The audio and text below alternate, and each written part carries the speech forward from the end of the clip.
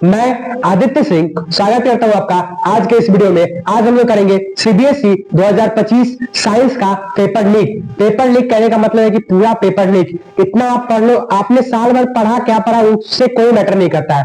अभी के टाइम में बस आप अपने बुक से इतना पढ़ लो, आप अपने कंटेंट से इतना मैं जो आपको छांट के बता रहा हूं उतना आप कर लो। आपके एग्जाम में अगर ये क्वेश्चन ना मिले तो फिर मुझे बताना।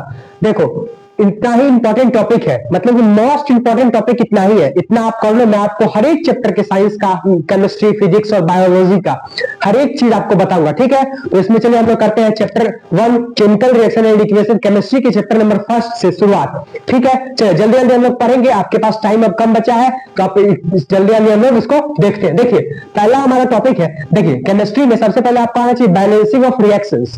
बैलेंस, आप जो भी रिएक्शन लिखो अपने एग्जाम के पेपर में, उसमें आपको ये जरूरी है कि आप रिएक्शन को बैलेंस करके लिखो। किसको? रिएक्शन को आप बैलेंस करके लिखोगे तो आपका नंबर कहीं भी नहीं कटेगा, नंबर कटने का चांस बहुत कम। तो आप ध्यान रखेंगे। देखिए जो पढ़ने में तेज होता है वो तो तेज होता है, लेकिन जो वीक बच्चा होता है उसको तेज बनाना है, ठीक है। तो देखिए आप जो है हर रिएक्शन को बैलेंस करके लिखेंगे अपने पेपर में, ठीक है। तो पहला इंपॉर्टेंट है आपका बैलेंसिंग ऑफ रिएक्शंस। तो पहला इंपॉर्टेंट है बैलेंसिंग ऑफ रिएक्शन, इसका आप प्रैक्टिस करें, ठीक है। फिर दूसरा आपका टाइप्स ऑफ रिएक्शन। आपके चैप्टर 1 में 4 टाइप के रिएक्शन बताए गए हैं। पहला कॉम्बिनेशन रिएक्शन, दूसरा डिकम्पोजिशन रिएक्शन, तीसरा डिस्प्लेसमेंट रिएक्शन और चौथा डबल डिस्प्लेसमेंट रिएक्शन। ये चारों रिएक्शन आपके वीवीआई रिएक्शंस है। ये चारों रिएक्शन जो है वो आपके वीवीआई रिएक्शन है। और देखिए डिकम्पोजिशन रिएक्शन में 3 प्रकार के रिएक्शन होता है। पहला थर्मल डिकम्पोजिशन रिएक्शन, दूसरा फोटोलाइटिक डिकम्पोजिशन रिएक्शन और तीसरा electrolysis decomposition reaction. Electrolysis decomposition reaction कहने का मतलब जो एनर्जी, जो हम अगर इलेक्ट्रिकल एनर्जी से कोई भी रिएक्शन करवाएंगे तो उसको कहेंगे इलेक्ट्रोलाइसिस रिएक्शन। फिर अगर हम थर्मल डिकम्पोजिशन करने का मतलब है कि हम हीट के मदद से, हीट एनर्जी से हम किसी चीज को रिएक्शन होगा तो उसको कहेंगे हम हीट थर्मल डिकम्पोजिशन रिएक्शन। और फोटोलाइटिक रिएक्शन करने का मतलब है कि फोटो मतलब कि light, photo means to light, photo मतलब कि लाइट, मतलब कि सनलाइट की मदद से जो रिएक्शन परफॉर्म होगा उसको हम लोग कहेंगे फोटोलाइटिक रिएक्शन। ये तीनों रिएक्शन आपका वीवीआई है। पक्का एग्जाम में आने वाला, पक्का एग्जाम में आने वाला, आप इसको पढ़ के जाइएगा, ठीक है। तो कॉम्बिनेशन रिएक्शन कहने का मतलब है कि ए और बी दो कंपाउंड है, वो दोनों मिलके एक रिएक्शन बनेगा तो उसको बोले कॉम्बिनेशन रिएक्शन। डिकम्पोजिशन रिएक्शन मतलब कि वो कंपाउंड है वो टूट करके, वो ब्रेक डाउन होकर के 2 रिएक्शन बनेगा, मतलब कि 2 कंपाउंड अलग अलग बनेगा, उसको बोलेंगे हम लोग डिकम्पोजिशन रिएक्शन। तीसरा आपका डिस्प्लेसमेंट रिएक्शन, मतलब कि 2 कंपाउंड है, एक highly reactive metal less reactive metal को डिस्प्लेस कर देगा और उसी को बोलेंगे हम लोग डिस्प्लेसमेंट रिएक्शन। और तीसरा है आपका डबल डिस्प्लेसमेंट रिएक्शन। करने का मतलब है कि जब कंपाउंड होगा वो जब रिएक्ट करेगा आपस में डबल डिस्प्लेसमेंट रिएक्शन होगा, उसको कहेंगे हम लोग डबल डिस्प्लेसमेंट रिएक्शन। और रिएक्शन जो परफॉर्म होगा उसको हम लोग कहेंगे डबल डिस्प्लेसमेंट रिएक्शन। ये चारों रिएक्शन आपका वीवीआई है, और डबल डिस्प्लेसमेंट रिएक्शन वीवीआई, और ये डिकम्पोजिशन रिएक्शन और इसका 3 पार्ट महा वीवीआई है, मतलब कि most very very important question है, ठीक है। चलिए अब हम चलते हैं अपने अगले टॉपिक की ओर। इसमें आपका ऑक्सीडेशन और रिडक्शन। देखिए ऑक्सीडेशन और रिएक्शन, ऑक्सीडेशन का मतलब कि addition of oxygen, removal of hydrogen. Reduction करने का मतलब कि removal of hydrogen, addition of oxygen. इसको हम लोग कहते हैं एडिशन, ऑक्सीडेशन और रिडक्शन। इसमें हमारा 2 होता है, एक ऑक्सीडाइजिंग एजेंट, दूसरा रिड्यूसिंग एजेंट। ऑक्सीडाइजिंग एजेंट करने का मतलब है कि जिसका ऑक्सीडेशन हो रहा, जिसका रिडक्शन हो रहा होता है उसको हम लोग कहते हैं ऑक्सीडाइजिंग एजेंट, जिसका ऑक्सीडेशन हो रहा होता है उसको हम लोग कहते हैं रिड्यूसिंग एजेंट। उल्टा होता है, जिसका ऑक्सीडेशन वो हमारा रिड्यूसिंग एजेंट, जिसका रिडक्शन वो हमारा ऑक्सीडाइजिंग एजेंट, ठीक है। तो ये भी आपका बहुत वीवीआई इंपॉर्टेंट है, ठीक है। चलिए अब हम लोग आगे बढ़ते हैं। तो इसमें रिडॉक्स रिएक्शन, रिडॉक्स रिएक्शन करने का मतलब कि उसमें ऑक्सीडेशन भी हो रहा होता है और रिडक्शन भी होता है, उसको भी हम लोग कहते हैं रिडॉक्स रिएक्शन। ये भी आपके एग्जाम में पूछ लिया जाता है, ठीक है। फिर एक्टिविटी की बात करें हम तो एक्टिविटी आपका जो है मैग्नीशियम रिंगन वाला एक्टिविटी, पहले चैप्टर के पहले से दूसरे पेज में देखोगे आप इस चैप्टर के, तो 1.1 में जो एक्टिविटी है बर्न्स इन मैग्नीशियम रिबन को हम जलाएंगे तो क्या होगा, डेजलिंग व्हाइट लाइट निकलेगा। फिर मैग्नीशियम का पाउडर फॉर्म होगा जिसको कि एमजीओ कहेंगे, मैग्नीशियम ऑक्साइड, ठीक है। एमजीओ को जब हम ऑक्सीजन से रिएक्ट करवाएंगे तो ऑक्सीजन से रिएक्ट करेगा और वो अच्छे से नहीं जलेगा, इसलिए उसको सैंड पेपर से रब करेंगे, घिसेंगे और फिर हम जलाएंगे उसको तो वो अच्छे से बर्न हो जाएगा, अच्छे से जल जाएगा। तो ये वाला रिएक्शन भी आपका बहुत ज्यादा इंपॉर्टेंट है। फिर आपका दूसरा 1.5 एक्टिविटी नंबर 1.5, इसमें है फेरस सल्फेट सॉल्यूशन को जब रिएक्ट करवाया गया तो इसमें क्या हुआ ये भी आप अच्छे से पढ़ लीजिएगा। फिर आपका इलेक्ट्रोलाइसिस रिएक्शन, जब इलेक्ट्रिसिटी से रिएक्शन जब इलेक्ट्रोलाइसिस रिएक्शन करने का मतलब है कि जब इलेक्ट्रिसिटी देकर के हम रिएक्शन करवाए तो उसी को कहते हैं इलेक्ट्रोलाइसिस रिएक्शन। ये 3 एक्टिविटी पढ़ लीजिएगा। चलिए अब चैप्टर 1 हो गया और चलते हैं चैप्टर 2 की तरफ, एसिड्स, बेसिस एंड सॉल्ट।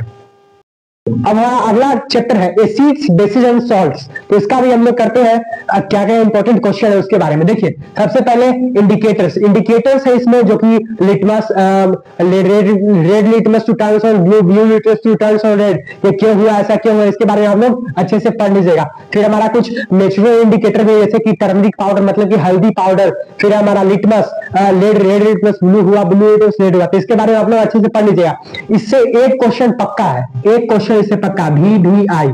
ठीक है, चलिए आगे। Reaction of metal carbonate and hydrogen carbonate. Hydrogen carbonate और मेटल कार्बोनेट जब रिएक्ट करेगा तो क्या होगा, इसके बारे में भी अच्छे से आप पढ़ लीजिएगा। फिर test of CO2 gas. CO2 gas का टेस्ट मतलब कि जब CO2 गैस को हम लाइन वाटर से पास कराएंगे तो प्रिसिपिटेट फॉर्म होगा, जो कि CaCO3 कैल्शियम कार्बोनेट का फॉर्मेशन होगा।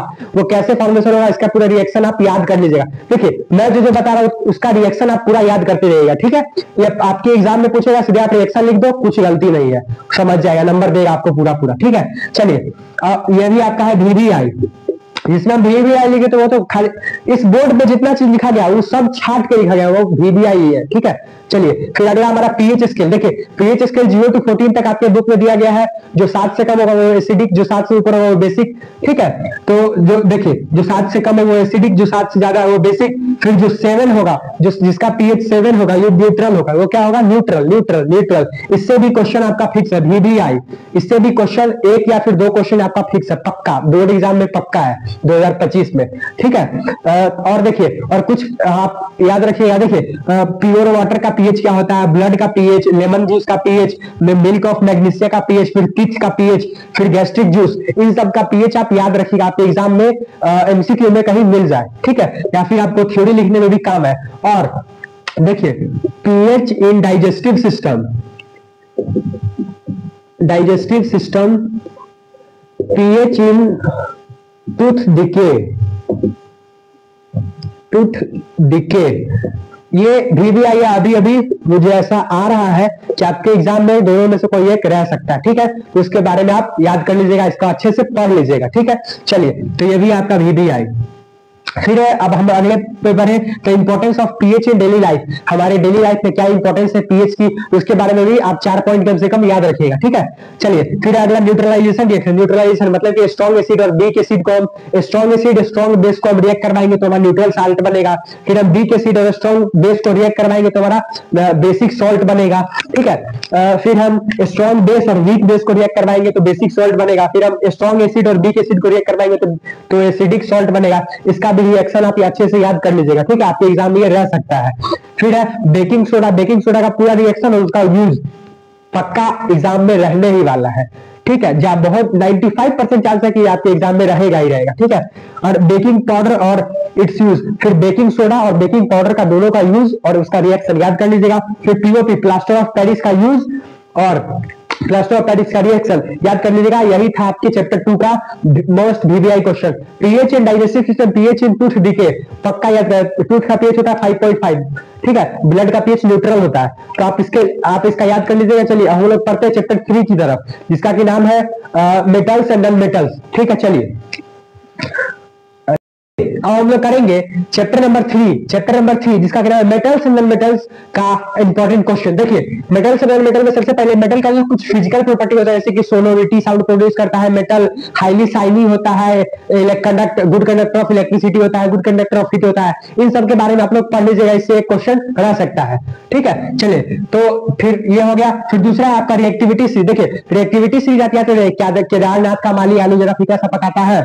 ठीक है ना, ये वाला याद कर लीजिएगा। इससे आपको चैप्टर 1 के डिस्प्लेसमेंट रिएक्शन में भी काम आ जाएगा और आगे इस चैप्टर में भी आपको काम आ जाएगा। ठीक है, तो रिएक्टिविटी सिर्फ आपको याद होना बहुत जरूरी है। चलिए फिर आपका extraction of metal. Extraction of metal करने का मतलब है कि जब हम अर्थ के अंदर से जब माइनिंग करके ओर को मेटल को निकालने के लिए हम माइनिंग करते हैं, तो क्या करते हैं, पहले हम ओर के फॉर्म में हमारा मेटल निकलता है, मेटल जो निकलता है वो मेटल के फॉर्म में नहीं निकलता है, ओर के फॉर्म में मेटल निकलता है, उसको हम एक्सट्रैक्ट करते हैं मेटल को, और फिर उसको हम एक्सट्रैक्शन करते हैं, मतलब कि ओर की सफाई करते हैं, और उसके बाद उससे हम मेटल को अलग करते हैं, ओर को अलग करते हैं, फिर हम मेटल को भी साफ करते हैं, जिसको कि कंसंट्रेशन ऑफ मेटल कहते हैं, मेटल को भी हम सफाई करते हैं। ठीक है, तो इसी के बारे में आप लोग का रिएक्शन याद कीजिएगा कि एक्सट्रैक्शन ऑफ मेटल, जैसे कि सल्फाइड हमारा वो है, सल्फाइड को हम धरती के नीचे से निकाले, इसको हम हीट दिए in the presence of oxygen, oxygen के प्रेजेंट में तो हमारा बना ऑक्साइड बन गया, सल्फाइड ऑक्साइड बन गया। और फिर जैसे कि कैल्सिनेशन, ये हमारा पहला प्रोसेस है रोस्टिंग, रोस्टिंग की मदद से हम ओर को साफ करते हैं। ठीक है, तो पहला की सल्फाइड ओर है, सल्फाइड को हम हीट देंगे in the presence of oxygen, तो हमारा बनेगा ऑक्साइड।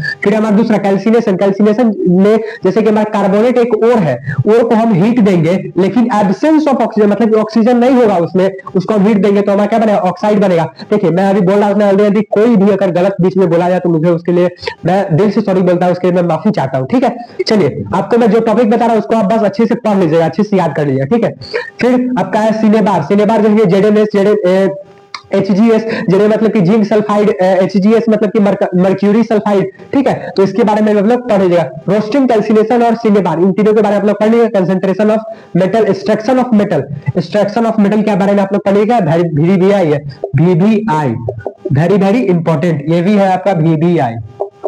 ठीक है, चलिए आगे हम लोग बढ़े तो आयोनिक कंपाउंड, आयोनिक कंपाउंड करने का मतलब कि मेटल और मेटल जब रिएक्ट करेगा, जब जैसे कि हमारा NaCl नमक जो है, हमारा Na सोडियम है और Cl क्लोराइड, सोडियम क्लोराइड बनेगा, दोनों मिलके कटायन और अनायन का इलेक्ट्रोस्टैटिक फोर्स की वजह से। देखिए यहाँ पे अरेंजमेंट हुआ है मेटल का, इसको भी आप याद कर लीजिएगा अच्छे से। ठीक है, आयोनिक कंपाउंड, फिर प्रॉपर्टीज ऑफ आयोनिक कंपाउंड की कुछ प्रॉपर्टीज होते हैं, उसको भी आप लोग अच्छे से याद कर लीजिएगा, ये भी आपके एग्जाम में पूछा जा सकता है, बहुत बहुत चांसेस है। फिर मेटल जब वाटर के साथ रिएक्ट करेगा, नॉर्मल वाटर के साथ रिएक्ट करेगा तो हमारा बनेगा ऑक्साइड प्लस हाइड्रोक्साइड, लेकिन मेटल जब वही कोल्ड वाटर मतलब कि ठंडे पानी के साथ रिएक्ट करेगा, जैसे कि मेटल्स लाइक सोडियम, पोटेशियम और लिथियम जब रिएक्ट करेगा तो क्या होगा, फिर हमारा हॉट वाटर के साथ जब मेटल रिएक्ट करेगा जैसे कि मैग्नीशियम और कैल्शियम, तो हमारा क्या होगा, फिर हमारा स्टीम वाटर के साथ जब रिएक्ट करेगा जैसे कि एल्यूमिनियम, Fe, आयरन, Zg जैसे मेटल जो है वो स्टीम वाटर के साथ रिएक्ट करते हैं। देखिए हॉट वाटर के साथ कौन कौन मेटल रिएक्ट करते हैं, मैग्नीशियम और कैल्शियम,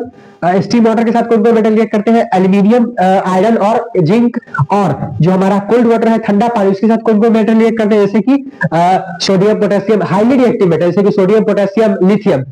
ठीक है ना, हाईली रिएक्टिव मेटल जो है वो कोल्ड वाटर के साथ रिएक्ट करते हैं, बीच वाले जो मीडियम मेटल है जैसे कि मैग्नीशियम और कैल्शियम वो हॉट वाटर के साथ रिएक्ट करते हैं, और जो स्टीम वाटर के साथ है वो हमारा एल्यूमिनियम, आयरन और जिंक रिएक्ट करते हैं। ठीक है, फिर आपका H2O कलरलेस, मतलब कि आप इसका कलर भी याद कर कि H2O सॉल्यूशन का कलर कैसा होता है, फिर ZnSO4 सॉल्यूशन का कलर कैसा होता है, तो H2SO4 का कलर होता है सल्फेट कलरलेस और ZnSO4 का कलर होता है कलरलेस। इन सब का आप याद कर लीजिएगा, कौन मेटल का ऑक्साइड किस रंग का होता है, ग्रेइश रंग का होता है, ये सब आप याद कर लीजिएगा। तो यही था आपका चैप्टर नंबर 3, ये सब है आपका VBI।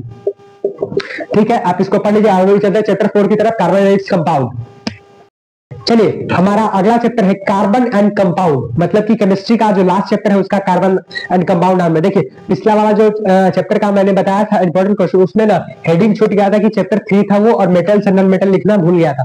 कोई बात नहीं, उसको आप लोग कर लीजिएगा, मैंने बोल दिया था उसमें। ठीक है, चलिए कार्बन एंड कंपाउंड का हम लोग इंपॉर्टेंट क्वेश्चन देखते हैं। तो देखिए पहला यूजेस ऑफ इथेनॉल, इथेनॉल का क्या क्या यूज है उसके बारे में आप लोग अच्छे से याद कर लीजिएगा। फिर esterification, one of the best topic and VBI topic, VBI।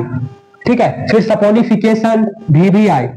देखिए मैं इसके बारे में अभी डिटेल से एक्सप्लेन नहीं कर पाऊंगा, आप लोग अच्छे से पढ़ लीजिए, बस बता देता हूं तो वीडियो बहुत लंबा हो जाएगा। ठीक है, चलिए स्टैटिफिकेशन, सपोनिफिकेशन और फंक्शनल ग्रुप, फंक्शनल ग्रुप जैसे कि alcohol, ketone, carboxylic acid, double bond, triple bond, इन सब के बारे में आप लोग पढ़ लीजिएगा। और हैलोजन जो है ClBr मतलब क्लोरो, ब्रोमो, ओडो, आयोडीन, ठीक है ना, फ्लोरीन, इन सब के बारे में कैसे प्रीफिक्स सफिक्स यूज होता है इसके बारे में पढ़ना। देखिए प्रीफिक्स और सफिक्स ऑफ डिफरेंट होमोलोगस, मतलब कि अलग अलग होमोलोगस सीरीज में अलग अलग कंपाउंड के प्रीफिक्स और सफिक्स कैसे यूज होते हैं उसके बारे में आप लोग ठीक है प्रैक्टिस कीजिएगा तो आपको आ जाएगा। ठीक है, अभी जितना आपके पास सफिशिएंट टाइम है, अगर आप इस वीडियो को 15 तारीख को या फिर 16 तारीख को देख ले तो आपके पास टाइम है साइंस के एग्जाम का 4 दिन, और 4 दिन में टारगेट कीजिए कि एक दिन फिजिक्स, केमिस्ट्री और बायो, एक दिन में पूरा का सिलेबस खत्म कर देना और एक दिन बैठ के सैंपल पेपर रिवीजन करना है। ठीक है, प्रीवियस ईयर क्वेश्चन का। चलिए और ये सब प्रीवियस ईयर छाटा गया है, मतलब कि ये सब जो है वो बहुत मोस्ट इंपॉर्टेंट क्वेश्चन सब है, ठीक है। इसी में से क्वेश्चन है, यही इसी टॉपिक को आप बढ़िए 4 दिन, आपका एग्जाम बहुत अच्छा जाएगा, बहुत 95% पक्का हो जाएगा आपका, 95% साइंस में,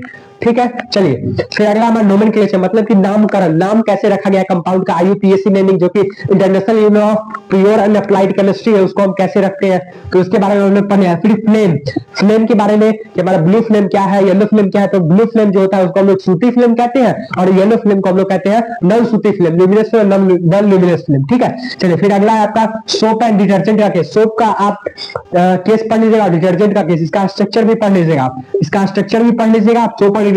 सोप कैसे काम करता है, इसका क्लीजिंग एक्शन क्या है, इसके बारे में आप 4 पॉइंट या फिर 5 पॉइंट आप सफिशिएंट सोप और डिटर्जेंट का याद करें। जैसे कि सोप के बारे में बोले हम, तो सोप क्या है, सोप जो हमारा वो बायोडिग्रेडेबल है। फिर सोप बायोडिग्रेडेबल है, सोप का यूज क्या करते हैं कि सोप यूज होता है हमारा सॉफ्ट वाटर, मतलब कि हम बाथी नहाने के लिए सोप का यूज करते हैं। वही अगर हम बात करें कि डिटर्जेंट का, तो डिटर्जेंट हार्ड वाटर में यूज होता है, मतलब कपड़े धोने के लिए हम यूज करते हैं, क्योंकि वहां पे सोप का यूज करेंगे तो उस पर कोई फर्क नहीं पड़ेगा, मतलब कि फर्क पड़ेगा लेकिन बहुत कम मात्रा में, वो साफ नहीं होगा दाग और धब्बा, ठीक है। फिर अगर हम बात करें तो नॉन बायोडिग्रेडेबल हमारा सोप प्रिसिपिटेट है इथेनोइक एसिड का, कौन है, सोप, ठीक है। चलिए तो ये आप याद कर लीजिएगा। फिर ऑक्सीडेशन, ऑक्सीडेशन सबसे इंपॉर्टेंट, जिसका कि रिमूवल ऑफ हाइड्रोजन और एडिशन ऑफ ऑक्सीजन, इसको कहते हैं ऑक्सीडेशन। और ये वाला जो रिएक्शन है इथेनॉल को अगर हम KMnO4 के प्रेजेंस में हीट करेंगे, ये है डेल्टा सिंबल है हीट का, ठीक है।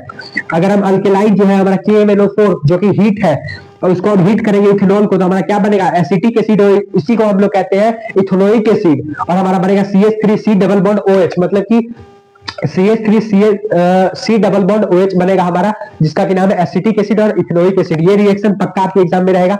देखिए इस पे जो भी लिखा है सब VBI है, ठीक है। इसमें देखिए चैप्टर 4 में तो पूरा ही VBI है, लेकिन उसमें से भी मैं छाट के लाया हूं कुछ टॉपिक, इसको आप लोग जरूर पढ़ के जाइएगा, ठीक है। चलिए अब हम लोग चलते हैं फिजिक्स की तरफ, फिजिक्स के चैप्टर 1 जिसका कि नाम है लाइट रिफ्रैक्शन एंड रिफ्लेक्शन।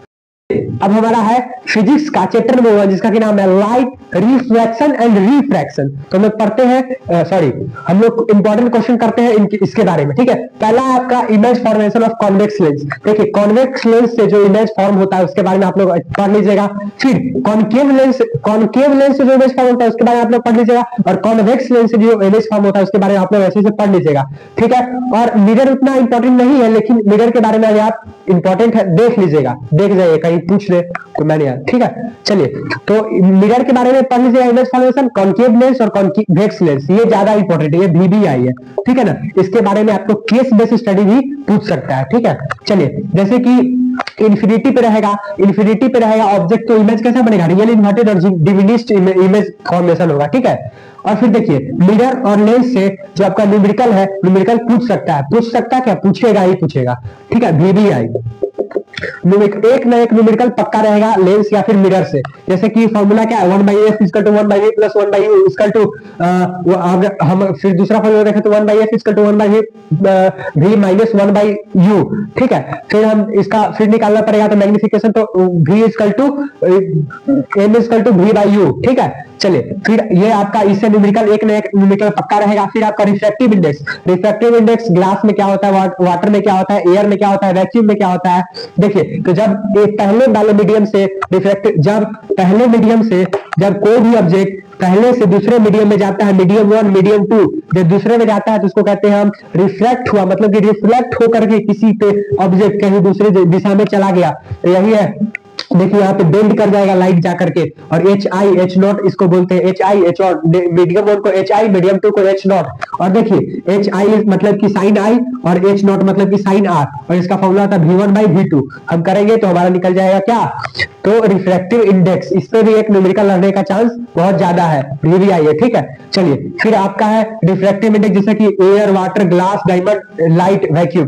देखिए इस पे भी आपका न्यूमेरिकल रह सकता है, बहुत ज्यादा चांस है कि एयर का मान लीजिए रिफ्रैक्टिव इंडेक्स क्या होता है, उस पे आप लाइट का स्पीड बताइए, तो उसका रिफ्रैक्टिव इंडेक्स देंगे और फॉर्मूला यूज करके हम उसका जो है स्पीड ऑफ लाइट निकाल लेंगे, ठीक है। जैसे कि डायमंड का रिफ्रैक्टिव इंडेक्स क्या था 2.42, जैसे ग्लास का रिफ्रैक्टिव इंडेक्स क्या था 1.5।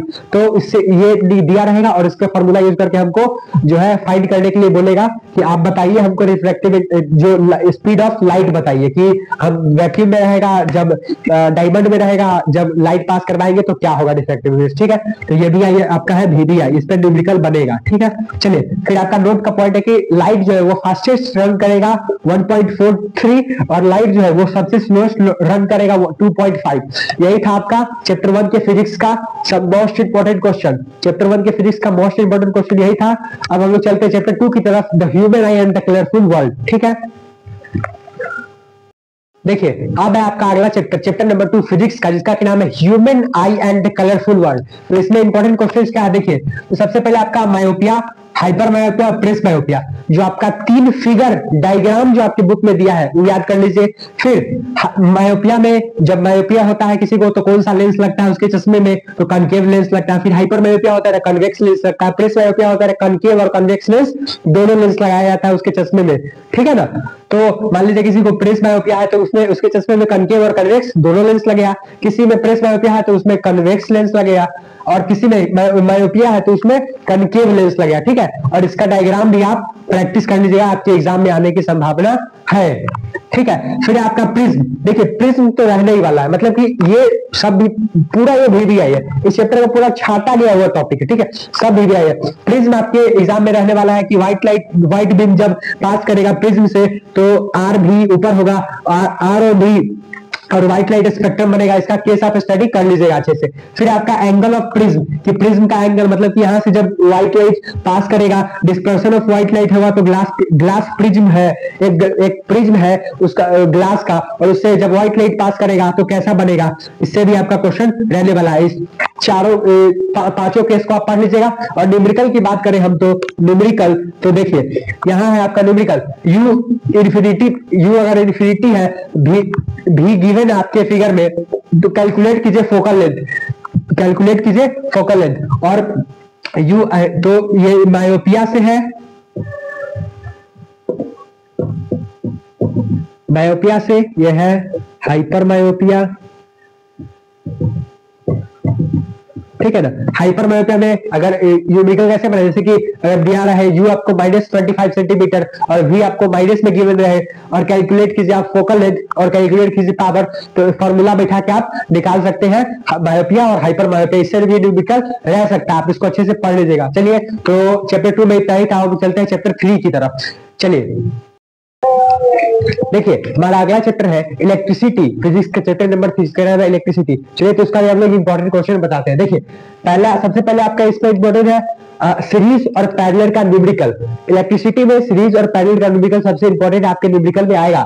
देखिए ये है सीरीज का न्यूमेरिकल। देखिए यहाँ पे 10 ओम 20 ओम 30 ओम का करंट का रेजिस्टेंस दिया गया है और बैटरी दिया गया है 100 वोल्ट का। इसको कैलकुलेट, इसका करंट कैलकुलेट करना है। देखिए तो इसका कैसे कैलकुलेट होगा रेजिस्टेंस, देखिए इसका रेजिस्टेंस निकालेंगे तो R1 plus R2 plus R3 निकलेगा 60 ओम। फिर 60 ओम आ गया तो इसका करंट निकालेंगे, करंट का I equal to V by R निकालेंगे तो वोल्टेज कितना है 100 वॉट, और फिर रेजिस्टेंस कितना है तो 60 आया। यहाँ पे हमारा टोटल रेजिस्टेंस पूरा का रेजिस्टेंस, तो यहाँ पे कितना करंट आया है 5/3। अब आप बोलेगा कि करंट निकालिए हमको ईच रेजिस्टर का, मतलब कि 10 ओम का जो रेजिस्टर है इसमें कितना करंट पास हो रहा है। फिर 20 ओम का जो रेजिस्टर है उसमें कितना करंट पास हो रहा है।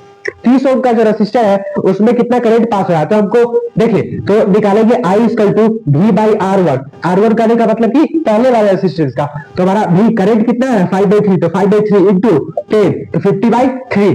फिर हमारा दूसरा क्या है V बाई R स्क्वायर, तो 5/3 इंटू 20, तो इसको हम कैलकुलेट करेंगे तो 100/3। फिर वैसे तीसरा करेंगे तो ये 30 कर जाएगा 10 टाइम्स में 300 तो निकलेगा 5 ओम। ठीक है, तो ये जो करंट था वो प्रत्येक रेजिस्टर का, मतलब कि हर ईच रेजिस्टर का हम लोग करंट निकाल लिए। ये है आपका सीरीज का न्यूमेरिकल। और इसी में पैरेलल का न्यूमेरिकल। देखिए पैरेलल का न्यूमेरिकल R1 R2 R3 दे दिया है, रेजिस्टर है 3 को R1 R2 R3। अब इस 100 वोल्ट का बैटरी दे दिया, इसमें करंट कितना फ्लो कर रहा है बताना। देखिए तो पहले इसमें निकालेंगे R1 का, फिर R2 का, फिर R3 का, और उसको कैलकुलेट करेंगे तो हमारा करंट निकल जाएगा कि कितना कितना करंट पास हो रहा है R1 R2 R3 में। ये आपका पैरेलल का न्यूमेरिकल। ठीक है, तो आपका सीरीज का न्यूमेरिकल और पैरेलल का न्यूमेरिकल कर लीजिएगा। फिर आता है आपका पावर से क्वेश्चन। देखिए पावर का रिलेशन बनेगा वोल्ट, करंट और रेजिस्टेंस से।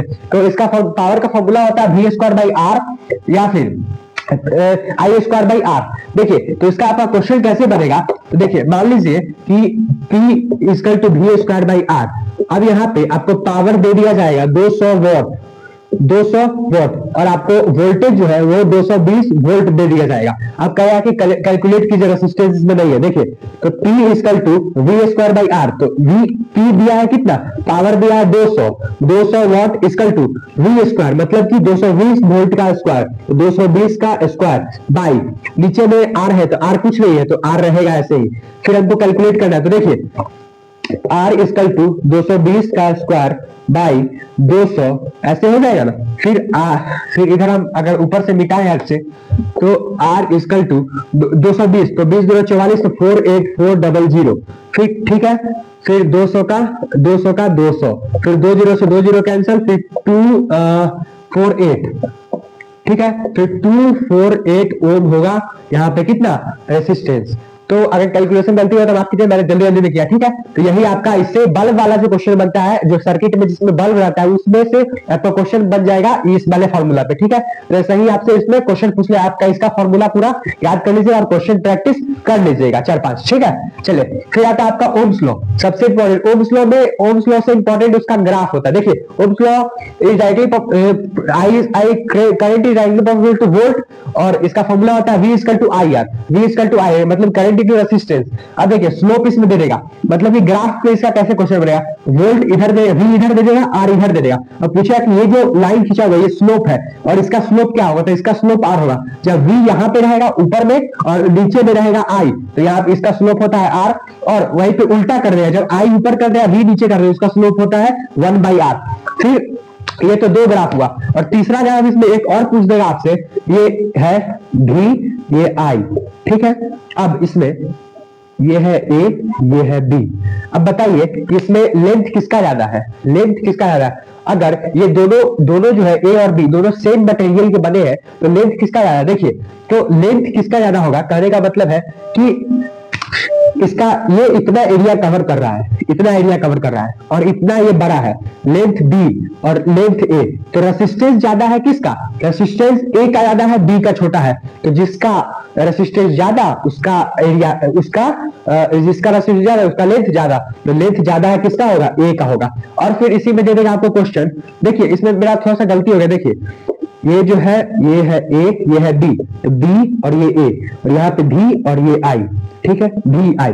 तो देखिए कहेगा कि इसमें ये जो दो A है और B है, इसमें से रेसिस्टेंस किसका, जो लेंथ किसका ज्यादा होगा, तो लेंथ ज्यादा होगा A का। A का लेंथ इसलिए ज्यादा होगा क्योंकि इसका रेसिस्टेंस ज्यादा है और B का रेसिस्टेंस कम है, तो L जो है A का रेसिस्टेंस ज्यादा होगा। अब इसी में दूसरा क्वेश्चन दे देगा आपको ग्राफ से कि देखिए ये आपका ग्राफ है, ठीक है, ये ग्राफ है, ये V और ये I, फिर यहाँ पे A और यहाँ पे B।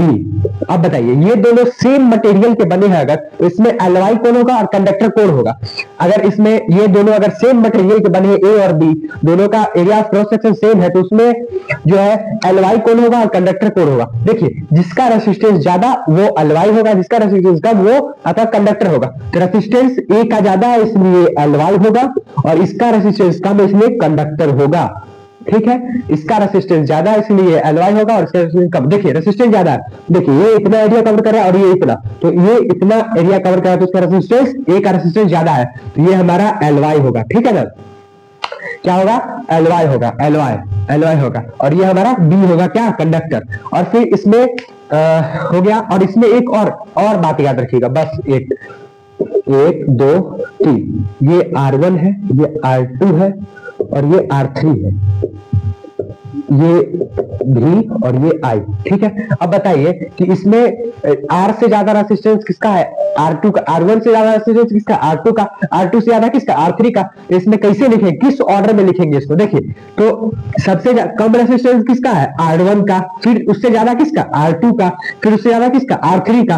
देखिए R1 इससे ज्यादा किसका, R2 का, फिर इससे ज्यादा किसका, R3 का।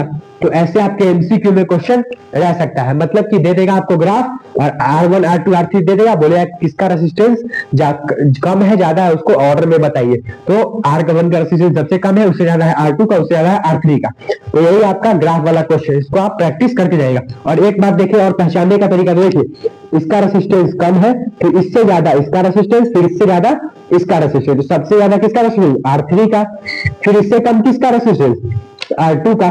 फिर इससे कम किसका रेसिस्टेंस? R1 का। तो ऐसे इसी ऑर्डर में आपको इसी में टिक मारना, जिसमें कि ये वाला ऑप्शन रहेगा। ठीक है, आप वहां पे क्वेश्चन अच्छे से पढ़ लीजिएगा और ग्राफ को देख लीजिएगा, एनालाइज कर लीजिएगा।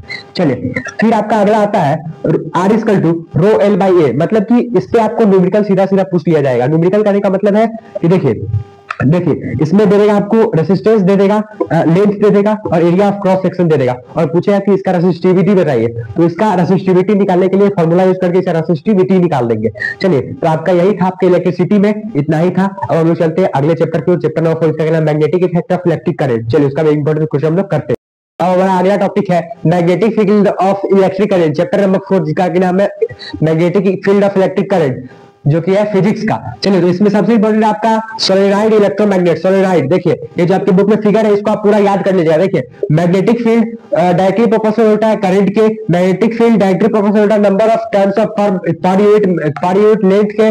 मैग्नेटिक फील्ड डायरेक्टली प्रोपोर्शनल होता है कोर मटेरियल, मतलब कि इसके बीच में कौन सा मटेरियल भरा है उस पर भी मैग्नेटिक फील्ड जो है वो डिपेंड करता है। ठीक है, तो ये आपके एग्जाम में रहने वाला है, जो कि है सोलेनॉइड। फिर आपका इसमें दूसरी बात करें तो Fleming's left hand rule. Fleming's जो है लेफ्ट हैंड थंब रूल क्या कहता है? लेफ्ट हैंड थंब रूल कहता है कि ये जो हमारा इंडेक्स फिंगर है ये मैग्नेटिक फील्ड को रिप्रेजेंट करता है, ये जो हमारा थंब है ये फोर्स को रिप्रेजेंट करता है, और ये जो हमारा मिडिल फिंगर है ये करंट को रिप्रेजेंट करता है। ये जो हमारा मिडिल फिंगर है ये करंट को रिप्रेजेंट करता है, ये जो हमारा इंडेक्स फिंगर है ये जो है वो मैग्नेटिक फील्ड को रिप्रेजेंट करता है, और ये जो हमारा थंब है वो फोर्स को रिप्रेजेंट करता है। ठीक है, तो इसके बारे में आप लोग अच्छे से पढ़ लीजिएगा, आपके एग्जाम में बहुत ही इंपॉर्टेंट है। ठीक है, चलिए फिर आपका डोमेस्टिक सर्किट। डोमेस्टिक सर्किट कहने का मतलब है कि जो में जो करंट पास होता है उसको हम लोग कहते हैं डोमेस्टिक सर्किट। मतलब कि हमारे घर में जो है वो 220 वोल्ट का करंट पास होता है। ठीक है, उसमें जो सेफ्टी डिवाइस लगा होता है उसका नाम है फ्यूज। फ्यूज जो कि हमारा सेफ्टी डिवाइस होता है, जो कि ज्यादा करंट आने पे खुद को मेल्ट करके हमको हमारे और भी सर्किट को प्रोटेक्ट करता है। ठीक है, और लाइव वायर होता है जो कि रेड कलर का होता है, जिसमें कि 220 वोल्ट का करंट पास हो रहा होता है। और फिर न्यूट्रल वायर होता है जो कि 0 वोल्ट का होता है, जो कि ब्लैक होता है, उसमें पॉजिटिव और नेगेटिव दोनों करंट पास हो रहा होता है। ठीक है, और अर्थ वायर वो होता है जो कि हमारा धरती के अंदर से आता है और हमको करंट एक्सेसिव करंट पास करता है। मतलब कि ये भी एक तरह से हमारा जो एक्सेसिव करंट को धरती में ले आके नीचे दे देता है, और जो एक्सेसिव करंट है अगर कम हो रहा है तो उसको भी पूरा करता है। मतलब कि ये कम ज्यादा करंट को करता है, उसको मेंटेन रखता है। मतलब कि ये भी हमारा एक जो है सेफ्टी डिवाइस है। ठीक है, तो ये जो है ये ग्रीन कलर का होता है। जो हमारा अर्थ वायर है वो ग्रीन कलर का होता है, हमारा जो लाइव वायर है वो रेड कलर का होता है 220 वोल्ट का, हमारा जो न्यूट्रल वायर है वो 0 वोल्ट का होता है, जो कि है ब्लैक कलर का। जैसे कि देखिए आपके बुक में डायग्राम भी दिया गया है, ये वाला डायग्राम देखिए, ये जो है इसमें पूरा सर्किट बना करके बताया गया कैसे कैसे डिस्ट्रीब्यूशन होगा। सो देखिए ये ग्रीन वायर है अर्थ वायर, फिर ये रेड वायर है लाइव वायर जिसमें कि 220 वोल्ट का करंट पास हो रहा है, फिर ये न्यूट्रल वायर है, और यहाँ पे स्विच दिया गया है जिसको कि आप ऑन और ऑफ करके रूम में बल्ब या फिर पलक से काम कर सकते हो, और पलक में 220 वोल्ट का करंट पास हो रहा है। ठीक है, और यहाँ पे इलेक्ट्रिक मीटर है जो कि पता चलता है कि लाइट है कि नहीं है। तो यही आपका डोमेस्टिक सर्किट। ठीक है, तो इसके बारे में आप लोग को पढ़ना है। और फ्यूज का आप ये याद रखिएगा, फ्यूज सीरीज लाइव वायर जो होता है वो सीरीज में होता है। ठीक है, और फ्यूज का जो है यूज आप याद रखिएगा इसमें। यही था आपका मैग्नेटिक फील्ड में इतना ही। आप solenoid, Fleming's left hand thumb rule, फिर उसके बाद डोमेस्टिक सर्किट के बारे में, फ्यूज के बारे में आप याद रखिएगा। इतना ही था आपका फिजिक्स में। हम लोग चलते हैं बायोलॉजी की तरफ। बायोलॉजी में पहला चैप्टर आपका लाइफ प्रोसेस के बारे में हम लोग जानेंगे। देखिए हमारा बायोलॉजी का चैप्टर नंबर 1 जिसका नाम है लाइफ प्रोसेस। देखिए लाइफ प्रोसेस में हमारा क्या है, पहला हमारा टॉपिक है। देखिए मैं बायो का आपको क्वेश्चन ही दे देता हूँ, आपको यार टेंशन ही लेना। चलिए, right the events during photosynthesis. देखिए कौन सा इवेंट्स होता है, जो इवेंट होता है फोटोसिंथेसिस के दौरान उसका प्रक्रिया आपको लिखना है। ये आपको 5 नंबर में पूछा जाएगा। ठीक है, फिर दूसरा आपका right the opening and closing of stomata. Stomata जो ओपन होता है, क्लोज होता है, क्यों, कब होता है, पानी भर जाने के कारण, इस सब पूरे प्रोसेस को आपको याद रखना है, ये आपके 5 नंबर में पूछ लिया जाएगा। फिर तीसरा आपका न्यूट्रिशन इन अमीबा और फिगर, देखिए आपके बुक में अमीबा दिया गया है, उसका फिगर दिया गया है, उसके बारे में अच्छे से याद कर लीजिएगा और उसका फिगर भी याद कर लीजिएगा, कहीं आपको बनाने के लिए दे दिया जाए, या आपके एग्जाम में 3 नंबर में आ सकता है। ठीक है। फिर digestion of food in human being, पाचन तंत्र की प्रक्रिया हमारे बॉडी में कैसे होती है, कैसे वर्क करता है, उसके बारे में हम लोग जाने, उसके बारे में हम लोग आप लोग पढ़ लीजिएगा, 5 नंबर में इसका क्वेश्चन पूछा आ सकता है। ठीक है। फिर रेस्पिरेशन टाइप, देखिए 2 टाइप के रेस्पिरेशन, पहला एरोबिक, दूसरा एनारोबिक। एरोबिक क्या होता है, एनारोबिक क्या होता है, इसके बारे में भी आप अच्छे से पढ़ लीजिएगा, ये भी आपके 5 नंबर पूछा सकते हैं। देखिए अगर टाइप्स ऑफ रेस्पिरेशन में अगर बस एरोबिक रेस्पिरेशन पूछेगा तो आपको 3 नंबर में पूछेगा, अगर एरोबिक और एनारोबिक दोनों पूछेगा तो आपको 5 नंबर। आपके चैप्टर नंबर 1 में चलते चैप्टर नंबर 2 की तरफ, जिसका नाम है कंट्रोल एंड कोऑर्डिनेशन। चैप्टर में कंट्रोल एंड कोऑर्डिनेशन, बायो का चैप्टर नंबर 2, इसका नाम है कंट्रोल एंड कोऑर्डिनेशन। इसका इंपॉर्टेंट क्वेश्चन देखेंगे तो देखिए पहला है how to reflect action work, मतलब कि रिफ्लेक्स एक्शन कैसे वर्क करता है, मतलब कि कहने का मतलब है कि हम अगर किसी गर्म चीज को छूते हैं तो हमको सेंसेशन फील होता है, किसके कारण होता है, कभी ठंडा चीज को छूते हैं तो उसको सेंसेशन फील होता है, किसके कारण होता है, इसी का आपके बारे में, इसके बारे में आपको पूरा याद कर लेना, पढ़ लेना, ये आपका 3 नंबर में पूछेगा। ठीक है। फिर parts of brain and its function and figure, देखिए पार्ट्स ऑफ ब्रेन, माथा का हमारा जो सर है उसका पार्ट्स पूछेगा, मतलब कि ब्रेन के 3 पार्ट होते हैं, पहला सेरेबेलम, सेरेब्रम और मिडुला, ये तीनों का पार्ट पूछेगा, और इसका फंक्शन, ये वर्क कैसे करता है, मतलब काम कैसे करता है, और फिर इसका फिगर भी आप याद रखिएगा। ये तीनों अगर पूछा तो 5 नंबर, ब्रेन का फिगर आपको लेबलिंग डायग्राम में मिलेगा।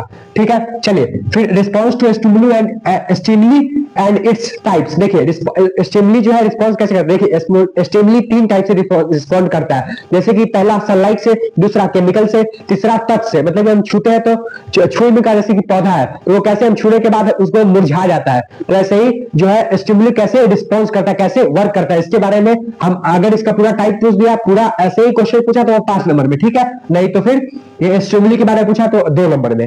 ठीक है। फिर endocrine gland and function of location, देखिए इंडोक्राइन ग्लैंड के बारे में आप लोग को पढ़ना है, याद करना है, और इसका फंक्शन और लोकेशन, कहां कहां कौन लोकेटेड है, उसके बारे में भी पढ़ना है, ये भी आपका पूछेगा 3 नंबर में। चलिए हम चलते हैं चैप्टर नंबर 3 की तरफ। आपका चैप्टर नंबर 3 है हाउ टू ऑर्गेनिज्म रिप्रोड्यूस, जिसको कहते हैं रिप्रोडक्शन। देखिए रिप्रोडक्शन में चैप्टर नंबर 3 है, जिसका कि पहला क्वेश्चन है sexual reproduction and asexual reproduction. Sexual reproduction क्या है, जिसमें कि डबल पेरेंट इन्वॉल्व हो, और एसेक्सुअल रिप्रोडक्शन करने के बाद जिसमें कि सिंगल पेरेंट, जैसे कि फ्रॉग में सिंगल पेरेंट इन्वॉल्व होते हैं। देखिए एसेक्सुअल रिप्रोडक्शन में आपका बहुत सारा टाइप है, 5 टाइप है। ठीक है। उसमें से अगर कुछ कोई भी टाइप पूछ लिया गया तो आपको 5 नंबर में देना है, और या फिर सीधे पूछ लिया गया तो आपको 3 नंबर में। ठीक है। तो सेक्सुअल रिप्रोडक्शन, एसेक्सुअल रिप्रोडक्शन आप अच्छे से पढ़ लीजिएगा।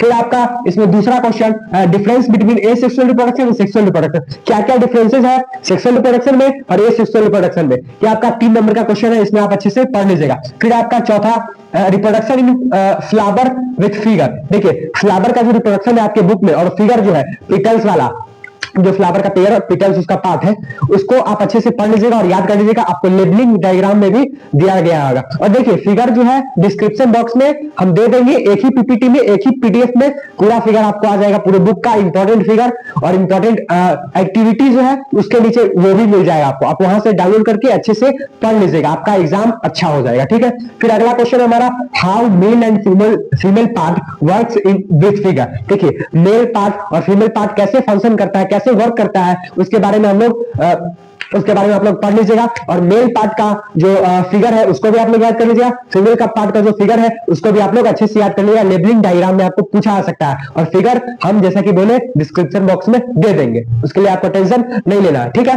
तो ये भी आपका 5 नंबर पूछा सकता है। फिर हम लोग चलते हैं अगला चैप्टर, जिसका नाम है हेरिडिटी, चैप्टर नंबर 4 बायोलॉजी का। आपका बायोलॉजी का चैप्टर नंबर 4 जिसका नाम है हेरिडिटी एंड इवोल्यूशन। देखिए हेरिडिटी एंड इवोल्यूशन में सबसे आपका इंपॉर्टेंट टॉपिक है पहला मेंडल का फर्स्ट एक्सपेरिमेंट और मेंडल का सेकंड एक्सपेरिमेंट, ये दोनों आपका इंपॉर्टेंट है। अगर मेंडल का फर्स्ट एक्सपेरिमेंट पूछा तो 5 नंबर में पूछेगा, मेंडल का सेकंड एक्सपेरिमेंट पूछा तो भी 5 नंबर में पूछा, दोनों आप अच्छे से याद कर लीजिएगा, कोई भी पूछ सकता है, ऐसे फर्स्ट वाला ही ज्यादातर पूछता है। ठीक है। फिर है टाइप्स ऑफ कैरेक्टर। देखिए टाइप्स ऑफ कैरेक्टर क्या होता है, दो टाइप का होता है, पहले डोमिनेंट, दूसरा रेसेसिव। डोमिनेंट जो कि हमको बाहर से दिखे, जैसे कि आंख का कलर, बाल का कलर। फिर है रेसेसिव, जैसे कि हमारे अंदर जो जीन है उसका कलर, डीएनए, वो सब हमको अंदर होता है, इसलिए वो रेसेसिव और डोमिनेंट दो प्रकार का कैरेक्टर होता है। इसके बारे में अच्छे से पढ़िए, 3 नंबर में रहने वाला है। कितने नंबर में? 3 नंबर में। फिर आपका सेक्स डिटर्मिनेशन, जैसे कि एक्स वाई वाला केस, एक्स एक्स एक्स फिर एक्स वाई, तो ये कैसे मेल फीमेल का मिलेगा, फिर मेल फीमेल का मिलेगा, मदर का फादर का मिलेगा, तो ये क्या बनेगा, यहाँ पे एक्स मिलेगा, यहाँ पे एक्स मिलेगा, फिर यहाँ पे एक्स मिलेगा, यहाँ पे वाई मिलेगा, तो यहाँ पे एक्स एक्स मिलेगा, तो यहाँ पे बनेगा गर्ल, और यहाँ पे एक्स वाई मिलेगा तो यहाँ पे बनेगा बॉय। ठीक है, मुबारक हो लड़की हुई, मुबारक हो लड़का हुआ है। ठीक है, तो यही आपको सेक्स डिटर्मिनेशन पूछेगा, और ये तो धड़ल्ले से पूछ देता है, आपको डायग्राम के साथ पूछेगा, ये भी आपको पूछेगा 3 नंबर में। ठीक है, तो अच्छे से आप लोग पढ़ लीजिएगा। फिर आपका अगला चैप्टर है आवर इन्वायरमेंट। चलिए अब आपका चैप्टर नंबर लास्ट 5, जिसका नाम है आवर इन्वायरमेंट, बायोलॉजी का। देखिए पहला इसमें आपका क्वेश्चन है parts of ecosystem. Parts of ecosystem 3 parts का होता है, पहला एटमॉस्फेयर, लिथोस्फेयर, बायोस्फेयर। उसके बारे में आप लोग को अच्छे से पढ़ लेना है। ये 3 नंबर में क्वेश्चन अगर रहे तो रहेगा, मैंने ये उतना इंपॉर्टेंट नहीं, लेकिन आपको बता दिया कहीं रहे तो क्या करेंगे। देखिए फिर आपका दूसरा food chain and food waste. देखिए फूड चेन मतलब कि प्रोड्यूसर जो फूड दे रहा है और कंज्यूमर कितना कंज्यूम कर रहा है। मान लीजिए कि प्रोड्यूसर 4000 जूल प्रोड्यूस कर रहा है और फिर कंज्यूमर 1 है, 2 है और 3 है, तो कैसे कैसे फूड आएगा। तो यहाँ पे 4000 है तो यहाँ पे 1 जीरो घटा के लिख दीजिए 400, फिर आपको 1 जीरो घटा के लिख दिए 40, फिर आपको 1 जीरो घटा के 4, मतलब कि ये जो लास्ट वाला कंज्यूमर है, जो कि थर्ड कंज्यूमर है, उसके पास कितना फूड पहुंचेगा, 4 पहुंचेगा। ठीक है, फिर उससे पहले 40, फिर उससे पहले 400, ऐसे ही आपको रह सकता है, जो कि है 3 नंबर में, और ये रहेगा ही रहेगा। और इस चैप्टर से ये चीज रहेगा ही रहेगा, फूड चेन। आप इसको अच्छे से पढ़ लीजिएगा, कंज्यूमर और प्रोड्यूसर के बारे में। ठीक है, फिर आपका अगला है how do activities affect environment, मतलब कि हमारे कौन कौन से एक्टिविटीज, कौन कौन से प्रक्रिया करने से हम इन्वायरमेंट को अफेक्ट करते हैं, डिस्ट्रक्टिव बनाते हैं। कैसे, जैसे कि देखिए हम जो इंडस्ट्री चलाते हैं उससे पॉल्यूशन होता है तो इन्वायरमेंट को अफेक्ट करता है। हम जो इंडस्ट्री का पानी ले आकर के गंगा नदी में या फिर किसी भी नदी में छोड़ देते हैं तो वो उस गर्म पानी से जो एक्वेटिक लाइफ होता है उसको अफेक्ट होता है। फिर हमारे आसपास जो इन्वायरमेंट है वो गंदा होता है, हम पेड़ को काटते हैं घर बनाने के लिए, फिर कोई भी काम करने के लिए वातावरण को नुकसान पहुंचाते हैं, हमारे इन्वायरमेंट को नुकसान पहुंचाते हैं, तो हमारा इन्वायरमेंट को अफेक्ट करता है। मतलब कि हमें ये जरूरी है कि हम अपने फायदे के लिए, हम अपने डेवलपमेंट के लिए पेड़ों को ना काटे, हम दूसरे के लिए डिस्ट्रक्टिव ना बने, क्योंकि उनको भी जीने का अधिकार है और हमारा भी जीवन अच्छा रहेगा। ठीक है, तो ये भी आपके 5 नंबर में पूछा जा सकता है। तो यही होता है चैप्टर आपका खत्म, हैप्पी एंडिंग, द एंड, यही भी आपका होता है साइंस के चैप्टर का। और देखिए इतना आप पढ़ लीजिएगा, और देखिए इसके अलावा आपको पढ़ने का माने पढ़िए, नहीं पढ़ने का माने पढ़िए, वो आपका मैटर है, मेरा मैटर नहीं है। लेकिन इतना मैंने जितना आपको बताया उसी में से 90 से 95% क्वेश्चन आपके एग्जाम में, बोर्ड एग्जाम में आएंगे। और चलिए, और आपके जो इंपॉर्टेंट इंस्ट्रक्शन भी है कि आपका जितना भी फिगर है आपके बुक में, जितना भी इंपॉर्टेंट फिगर, उसको छाट करके एक पीपीटी में, एक पीडीएफ में आपके डिस्क्रिप्शन बॉक्स में पिन कर दिया गया है, उसको आप जाकर के डाउनलोड कर लीजिए। आपके बुक में जितना भी इंपॉर्टेंट एक्टिविटी है उसको भी डिस्क्रिप्शन बॉक्स में पिन कर दिया गया है पीपीटी और पीडीएफ की फॉर्म में, आप उसको भी जाकर के डाउनलोड कर लीजिए। और हमारा जो चैनल है एजीएस एकेडमी, उस पे एसएसटी के पेपर लीक का वीडियो और मैथ्स की पेपर लीक का वीडियो भी अपलोड हो जाएगा, उसको भी आप जाकर के मन हो तो देख सकते हैं। ठीक है, तो चलिए आप अच्छे से अपने जीवन में स्वस्थ रहिए, आप सफलता की, कामयाबियां की सीढ़ियां चढ़े, अपने माता पिता को खुश रखिए, अपने माता पिता की बात मानिए और अच्छे से रिजल्ट लाइए, अच्छे से एग्जाम दीजिए। हमारी एजीएस टीम की तरफ से आपको बहुत बहुत ढेर सारी शुभकामनाएं। आपको आपके एग्जाम के लिए, आपका एग्जाम अच्छा जाए, और आप एग्जाम को देने जाने से पहले अपने माता पिता का जरूर आशीर्वाद लेके जाइएगा और भगवान को भी प्रणाम करके जाइएगा, और अच्छे से बिना कोई टेंशन का आप अपना एग्जाम दीजिए, एग्जाम कंप्लीट कीजिए और फिर बोलिएगा कि भैया ने जो बताया था वही आया। ठीक है, चलिए धन्यवाद, फिर मिलते हैं हम अगले वीडियो में। तब तक के लिए गुड लक, टेक केयर, आप स्वस्थ रहिए, धन्यवाद।